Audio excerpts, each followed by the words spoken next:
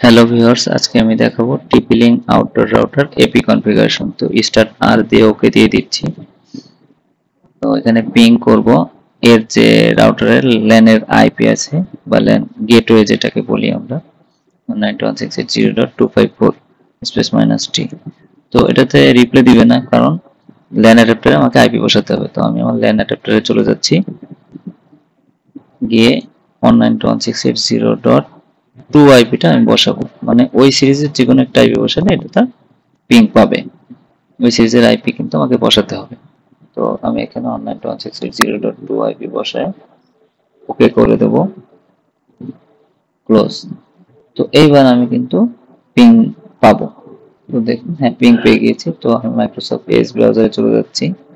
তো এখানে আমার ল্যানের যে গেটওয়েটা বা ল্যান আইপি বলুন, সেটা আমি বসায় এন্টার করলে আমাকে এর প্রবেশ পথে নিয়ে যাবে।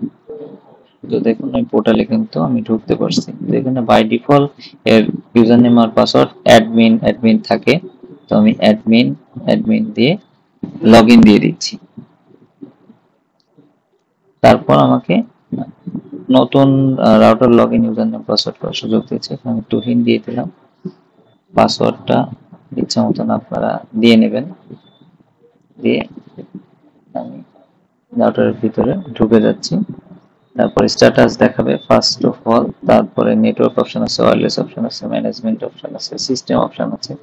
তো আমি যেহেতু এটা কুইক সেটআপ করতে চাচ্ছি, তো সব দেখে নিয়ে স্ট্যাটাস, এবার আমি কুইক সেটআপে চলে যাব এপি কনফিগারেশনের জন্য। নেক্সট দিয়ে দিতে হবে, এখান থেকে এপি সিলেক্ট করে অ্যাক্সেস পয়েন্ট সিলেক্ট করে নেক্সট।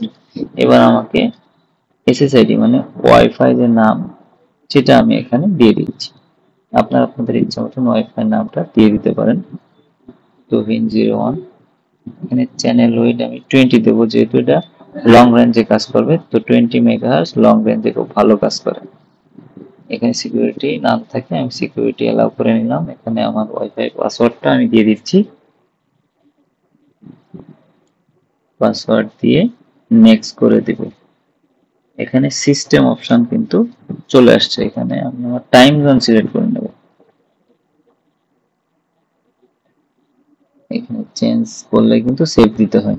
এখানে আরো কিছু অপশন আছে, পাওয়ার ভার্সন আছে, ঠিক আছে। আপনারা চাইলে এই সবগুলো চেঞ্জ করে নিতে পারেন। তো এটা কিন্তু অবশ্যই মেইন রাউটারের ল্যান থেকে অ্যাক্সেস পয়েন্ট চালাতে গেলে কিন্তু অবশ্যই মেইন রাউটারের ল্যান থেকে এর পিওই ল্যানে দিয়ে কাজ করাইতে হবে, তাহলে এটা ঠিকঠাক কাজ করবে। তো ধন্যবাদ সবাইকে। এমন সব ইনফরমেটিভ ভিডিও পেতে আমার সাথে থাকুন।